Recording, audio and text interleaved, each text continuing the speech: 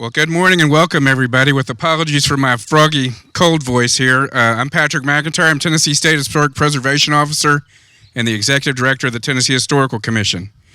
This is truly an exciting day as we break ground on our long-awaited new Herbert Harper Visitor Center at Carter House State Historic Site. For 74 years now, since the state's purchase in 1951, the Tennessee Historical Commission has maintained a commitment to preserving and enhancing the Carter House. And today marks a new chapter that will set the tone for the next few decades here. I want to express our appreciation to Governor Lee and the members of the Tennessee General Assembly for $4.5 million in capital funding for this project. Please feel free to. Also, I want to say a huge thank you to my bosses, the Board of the Tennessee Historical Commission, for approving an additional $2 million from our own agency funds, specifically the Historic Property Land Acquisition Fund, to ensure this visitor center would finally proceed due to rising construction costs and not get delayed yet again. So thank you. I'd like to recognize the commission members present with us today. Vice Chair for Middle Tennessee, Doris McMillan from Franklin. So, Dan Pomeroy of Brentwood. Reggie Mudd of Gallatin. Is there anybody from my board who showed up that I missed? I don't dare want to forget my board members. Let me backtrack a little bit again and say appreciate the legislators that are here. We're going to be hearing from some of you.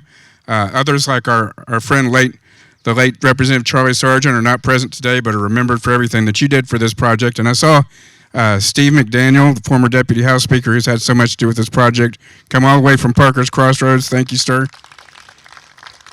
Also, former State Representative Sam Whitson is with us. And some other people I'm probably overlooking, but again, we're going to have speakers as well. So, continuing to enhance the visitor experience here at our most visited state historic site is a longtime goal of the Tennessee Historical Commission. Our commitment extends far beyond the footprint of this immediate property, includes several $1 million in funding from our Tennessee Civil War Sites Preservation Fund to help save properties all along this part of the community. In 2015, through STREAM, we undertook a master plan for the Carter House, collaborating with our management partners, who were relatively new at the time, the Battle of Franklin Trust. We formally planned to adaptively reuse the gym on the property when the Carter House Association managed the site. As a result of the new plan, it was decided to tear down the gym, restore the landscape, and design the concept of the facility on which we break ground here today. The new facility integrates harmoniously into the property and allows the historic buildings in this hallowed ground to be the centerpiece of the visitor experience. State Historic Sites Program Director Dan Brown is with us this morning. And Dan, I'd like to thank you for the key role you played in this project for years now during the planning and approval process. There are many colleagues and partners to thank as well. I'm very grateful to Commissioner Van Epps, the Department of General Services, and STREAM, including Doug Freeman, who has been with us on this since the very beginning, as well as Tim Haggard, Joshua Jones, and Barron Construction, and Carly Wansing of Orcutt Winslow Architects. Thank you. It is very fitting that this new visitor center will be named after my predecessor, Herbert Harper, who was the executive director of the commission for 32 years. Thank you to my friend, former State Representative Sam Whitson, for sponsoring legislation to name this new visitor center for Mr. Harper. Herbert was a longtime Franklin resident who was devoted to the Carter House for a long time before he even was a commission staff person. I remember his widow, Betty, telling me how he and another individual actually narrated the Battle of Franklin Centennial in 1964 over loudspeakers. Joanna Stevens shared a picture with me yesterday of the July 1981 groundbreaking for the current visitor center over there, with Herbert holding the shovel. We have Mr. Harper's son, Herb, various children, grandchildren, numerous members of the family. Would you all please wave and be recognized? Thank you. As you know, our state historic sites are run by preservation nonprofit partners, and the Carter House State Historic Site has been run for 15 years now by the Battle of Franklin Trust. There's no question that the Carter House is being interpreted at the most professional level in the history of this site. Thanks to Eric Jacobson, Joanna Stevens, and the exceptional team here. They welcome thousands of visitors a year and provide all sorts of innovative programming. They're also committed to raising funds for the exhibits in this beautiful building we're constructing, something I'm sure you're going to hear more about today. I can't thank them enough for everything they do, and so with that, I would like to welcome the Battle of Franklin Trust CEO, Eric Jacobson, up for some remarks. Thank you so much.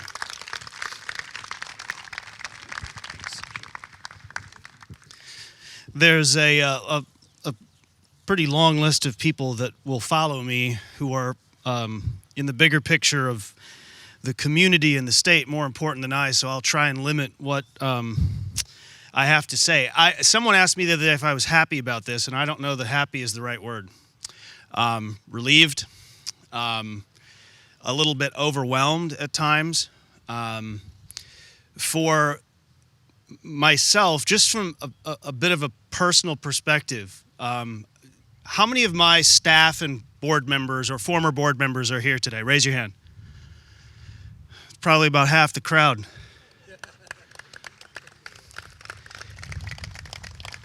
And in some ways, all of us leave a little bit of ourselves here because we have worked for so many years, not just to get to this point, but to interpret the site and the family and the enslaved and the battle and what happened here in the long spectrum of our history in a more balanced and nuanced way.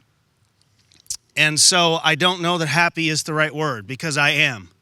But there are really a flood of emotions, and a couple of people that I have to recognize. The one I want to begin with is Patrick.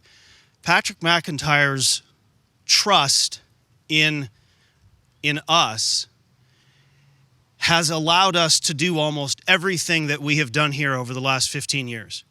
Patrick has always believed in the mission. We sat over at the Bung and Nut Pig in April of 2013 and had our first meeting about what we could do here, because there had been a lot of ideas about, how would we build a new visitor? By the way, I just was thinking on the way up here, I was 9 years old when we built that. So as we celebrate the new visitor center, let's think about how old the old one is, because I'm nowhere near 9. And I started working on this when I was in my 30s, and now I'm even way beyond my 40s. So Patrick understood the concept that I laid out to him that day, which was, for a long time there had been discussion about rehabilitating the gymnasium. And I said, I don't want to do that. I think it's a cost albatross. There's probably asbestos all over that building. It's big, and it really masks the Carter House. It looms over the site. This was not popular with some people, but we decided to tear it down. And Patrick saw that vision, I think, right away. But you know who also saw it the day they literally saw it? I don't think he's here today, Mayor Ken Moore and Representative Charles Sargent, who unfortunately passed away several years ago. When they saw the building, and particularly Charles, all of a sudden things started moving. And we tore the gym down in the summer of 2016. It's hard to believe it's been that long. But here we are. And we're about to embark on something that really is truly incredible. And it will not just revolutionize the site, it will help the city. There's an economic uplift. There's the idea of being proud of seeing this happen. It'll be wonderful to tear that down, but there are a lot of memories in there. But we will create new ones. As people walk in the front door, which will be kind of somewhere down there, this 2-story building, which will be built into the hill. So you'll walk in the front door and you'll emerge out the second floor back, facing the battlefield and this wonderful historic site. I'm not going to talk about the Battle of Franklin. We do that every day. I think most of you know the general history of it. But I'm going to give you a sneak preview beyond just a building, which will emerge literally out of the ground over the course of the next months. I don't have any doubt that the proper and best contractor has been chosen for this job. Everything I've seen from Barron so far has been top-notch. This is going to be a wonderful building. They're going to take this design and make this thing a reality. But the day we open, hopefully 14, 15 months from now, we will then begin work in the museum and the exhibit area. The Battle of Franklin Trust will be funding that effort, which will be somewhere close to $500,000. That's our investment in the property. That's our commitment, as we have been doing for 15 years, to work as a true partner with the state and absorb the costs that we believe are necessary to also further enhance the site. The first theme of that visitor center, or of that museum and exhibit space, the theme is going to be very simple. They're words that you have all heard, and it's not going to say Battle of Franklin, because we talk about that on tour every day. The theme is all men are created equal. And we are going to take people from the founding of this country up to the precipice of civil war. Then we will take them through the war and the battle. And we will bridge the past to today. So rather than tell you any more about the exhibit and about the Battle of Franklin, I want to read something to you that was written and submitted to Congress less than 3 weeks after the Battle of Franklin. The events of 1864 were mentioned in President Lincoln's address to Congress. We know this is the State of the Union today. Back in the old days, before all the showmanship that goes on television, it was simply a document that was submitted to Congress. Lincoln had submitted such addresses in 1861, in 62, in 63, and then again in 64. He himself had barely 4 months to live. This town and the Carter family were suffering immeasurably from the aftershocks of the battle. Carnton may have been the biggest field hospital that night, but the entire town was a hospital by mid and late December of 1864, and the suffering dragged on for weeks. We too often forget what was at stake during our Civil War. When we talk about valor and heroism and dedication and North and South and blue and gray, we often forget about black. We often forget about the 4 million people who were enslaved, who held immense power during this conflict because it was their fate that was causing almost 700,000 white people to kill each other. From Gettysburg to Shiloh to Vicksburg, and then the horrors came to Franklin. The president ended his address with these words: "In presenting the abandonment of armed resistance to the national authority on the part of the insurgents as the only indispensable condition to ending the war on the part of the government, I retract nothing heretofore said in regards to slavery. I repeat the declaration made a year ago that while I remain in my present position, I shall not attempt to retract or modify the Emancipation Proclamation. Nor shall I return to slavery any person who is free by the terms of that proclamation or any act of Congress. If the people should, the people, by whatever mode or means, make it an executive duty to re-enslave such persons, another, and not I, must be their instrument to perform it. In stating a single condition of peace, I mean simply to say that the war will cease on the part of the government whenever it shall have ceased on the part of those who began it." That is what was at stake, even several weeks after the Battle of Franklin, because the war was not yet over. But by the spring, when it finally ended, the Union was preserved, and 4 million people were soon to be forever free. A Civil War site like Franklin has always been more than just a Civil War site. It was where we battled about who we were and what we were going to be. And what we were going to be was not seen the same way. This was an epic struggle about redefining the country and moving forward with the premise that all men are indeed created equal. I cannot thank you all enough for coming. You are required, now that you've been here today, to come back on the day of the opening. No excuses. I expect you will all be there on that day as well, because that will be the day, I'm sure there'll be some pictures made and ribbons cut and all that, but that's the day when we start making some new history here at the Carter House. And with that, thank you again, and I'd like to introduce Jason Potts, Franklin's Vice Mayor.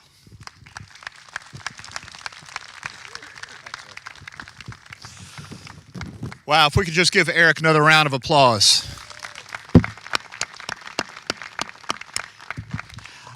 So I'll start off with this. You never want to follow that man. When I saw the agenda and I saw the speaking order, I thought to myself, wow, you better keep this short. And so on behalf of Mayor Moore, who unfortunately can't be here today, Eric, we want to thank you for your words. And again, I was asked to keep it very short, so I'm going to do just that. And as Eric provides you such a great summary of the history and where we're headed, I also want to just take a moment and take part of a theme that we've had earlier in the week, and that's Franklin And I want to thank several people that Eric had mentioned and that were thanked a little bit earlier, and start off with some of our aldermen that are here. And I hope I don't miss anyone, but I see Alderman Brandy Blanton is here, and I see Alderman Matt Brown is there in the back as well. And Alderman Patrick Baggett may be here as well. There he is right there. So if we could just give them a round of applause.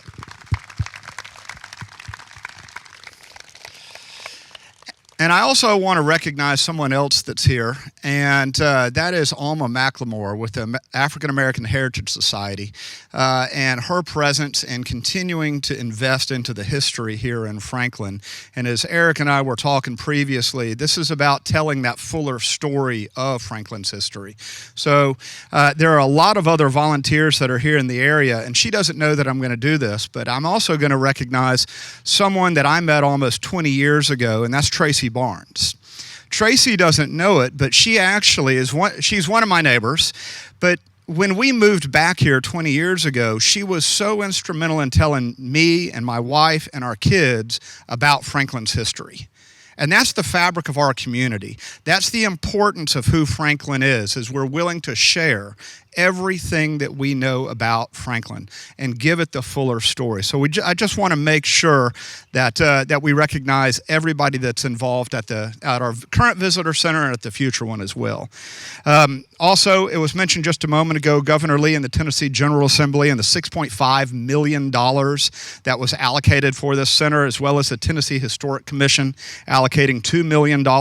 This state-of-the-art facility is going to do exactly what Eric was saying. It's going to drive more people. Well, maybe I should say with Ned somewhere close by, people to walk, run, and bike to this new visitor center. So this is going to be, as he's pumping his fist right there, this is a great place to drive. And if we'll all kind of take a look, we can picture the visitor center here as we run down or walk down Columbia Avenue, and we're thinking of these other sites. Yesterday, I had the privilege and opportunity to go to one of the knolls that's adjacent to the factory where a three-sided fort's located that Eric and I have talked about and how we're going to work to preserve that. There is a greater opportunity even today as we're breaking ground and moving dirt is to make sure that when there is fresh land and dirt available that we're saving it, we're preserving it. That is part of Franklin's mission statement. So with that, what I'd like to do is, again, thank Eric, thank everybody for attending today, and most of all, if we could just give our Battle of Franklin Trust a huge, huge round of applause right now. Thank you.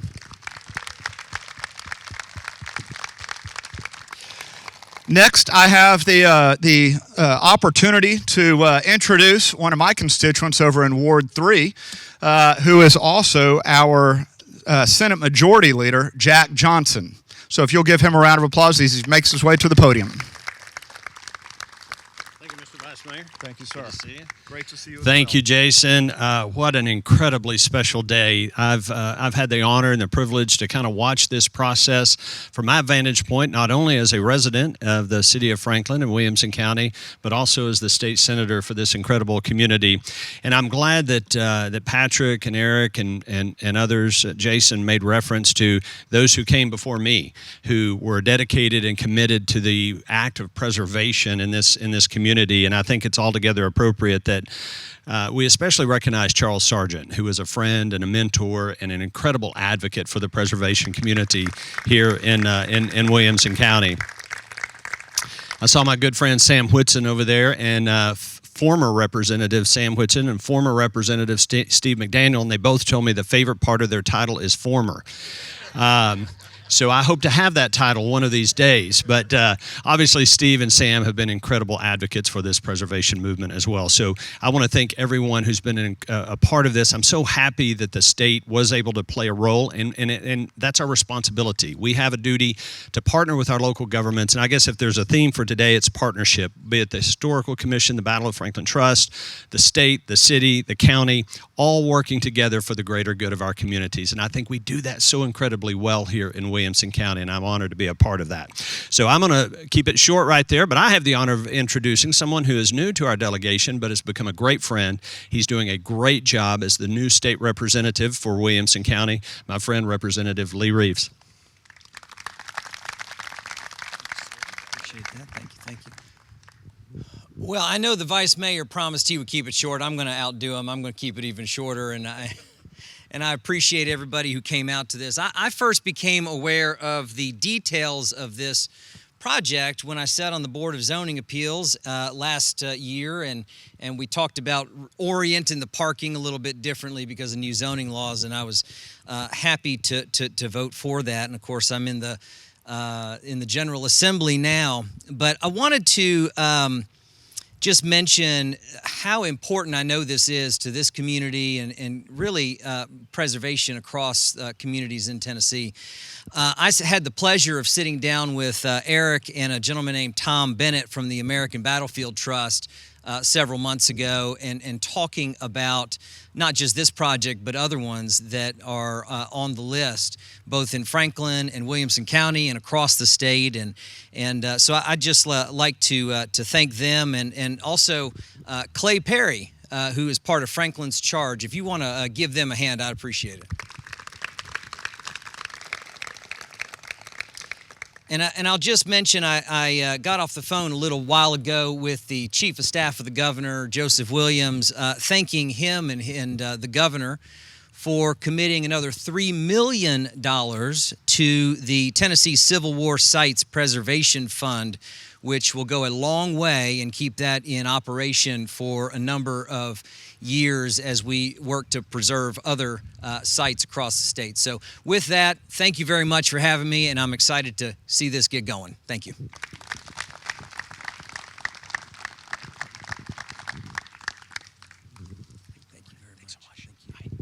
Hey, good morning, everybody. What a great day. Thank you all for joining us on this momentous occasion. I'm Matt Van Epps, the Commissioner for the Tennessee Department of General Services, and honored to be here today as we finally break ground on the new Herbert Harper Visitor Center and the Carter House State Historic Site. Additionally, as a West Point graduate and a former Army officer, I know the project represents not just a building, but a testament to the persistence and commitment to preserving our heritage. In fact, 15 years after the Battle of Franklin, West Point graduate and Union Major General John M. Schofield, a significant figure in the battles of Franklin and Nashville, addressed the Corps of Cadets at West Point in 1879 and delivered remarks now known as Schofield's definition of discipline, which is still taught to cadets this day and undoubtedly forged on the battle here. The Visitor Center, since the initial request in 2004, has weathered economic recessions, a global pandemic, regulatory changes, and funding challenges. Yet here we stand, ready to build a facility worthy of this site's historical significance. The new Visitor Center will be a 9,600 square foot, two-story structure, thoughtfully designed to blend with the natural landscape. The first floor will house a museum, gift shop, reception area, and staff offices, while the second floor will provide additional work areas and a multi-purpose room for events and educational programs. When completed in late summer of 2026, this facility will enhance the visitor experience while respecting the historical integrity of the battlefield. None of this would be possible without the dedication of many individuals and organizations. I want to especially thank Doug Freeman, our development manager, and Tim Haggard, our project manager from Stream, whose perseverance has been instrumental in bringing us to today. Our partnership with the Tennessee Historical Commission has been invaluable, particularly their efforts to secure the additional funding needed to overcome our final hurdle last year. I also want to recognize CHG Orcutt Winslow for their thoughtful design work and Barron Construction, who has already begun the construction process we ceremonially mark today. This path to the groundbreaking has been long and winding, but the result will be a visitor center that honors our past while serving future generations. Thank you all for your support and patience as we've worked to make this vision a reality. I'm so excited for the groundbreaking today. Thank you all so much. And I'll be followed by Sarah.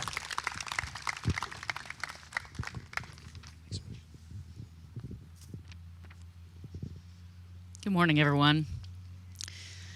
As an architect and leader of a design team, our role on this project is to really translate a vision, a very clear vision that Eric had for this site, into something that can be built. And that vision is really centered around a visitor experience. I've got to say that really kind of hit home for me one day, kind of an odd experience when my nephew came to visit. And he's your pretty typical, quiet, video game loving teenager. And I came home and asked him how his day was, and he lit up. He'd been here to the Carter House, and he proceeded to speak for probably half an hour about his experience, about everything he learned, got his phone out, kept chasing down other resources he could find on how the battle here tied into the overall Civil War. This is the kind of experience that we want everyone to have when they come here. So we at GHC Work at Winslow have been very honored to be a part of this process and this vision. And I just want to recognize that the original drawings, the original concept came from my predecessor, Baird Dixon, who's since retired. The execution of this project has been carried on tirelessly by Carly Wansing, who's here with us today.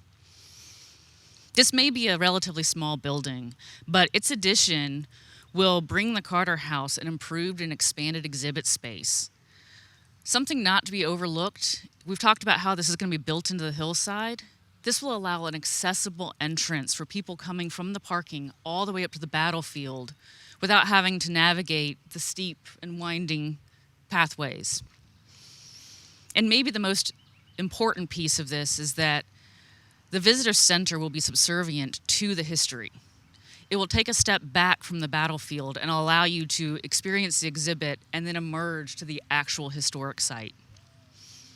It takes a team to deliver a project like this. And along the way, we've had Kaiser Vogren Design, Bard Civil Associates, TLC Engineers, SDG Engineers, and of course our newest team member, Barron Construction. They've all worked very hard to create this vision. Dan and Eric have been a pleasure to work with. They are a wealth of knowledge, as you have seen already here today. And of course, it's their passion that has brought this project to fruition. I personally am so excited to see the vision and the investment of the state break ground here today. May this center host hordes of children and visitors and help keep our history alive. I think I'm going to be followed up by Patrick McIntyre again to close this one out.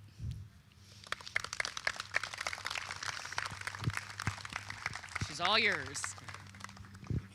Thank you very much. And again, excellent comments. Such an incredible event this morning. And without further ado, why don't we break some ground? So if anybody will, the dignitaries, speakers, et cetera, representatives, please come up and we've got enough till we run out of shovels and hard hats. Let's get folks up here representing the site's commission members, board members, elected officials.